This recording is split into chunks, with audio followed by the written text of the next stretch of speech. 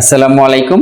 উচ্চ রক্তচাপ এটি খুবই কমন, আমরা এটি সব বয়সে পেয়ে থাকি। কিন্তু যখনই আমরা একটি কম বয়স, যেখানে দেখি 30-এর কম, এই ধরনের একটি রোগীতে পেয়ে থাকি এবং তার উচ্চ রক্তচাপ হয়ে থাকে, তখন কিন্তু আমরা প্রায় ভয় পেয়ে যাই যে ওষুধ খাবো কি খাবো না, কি করব না করব, নিজেরা যেমন এবং ফ্যামিলি সবাই এটি ভয় পেয়ে যাই।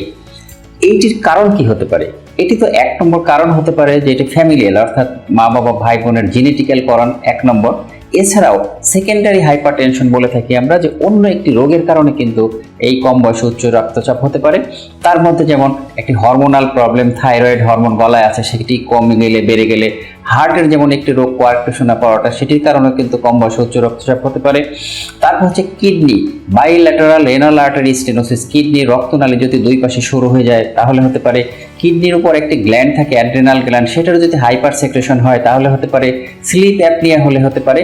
এই যে কমন এই সমস্ত কজগুলো কিন্তু আমাদের কম বয়সে যদি উচ্চ রক্তচাপ হয় তাহলে ফাইন্ড আউট করতে হবে।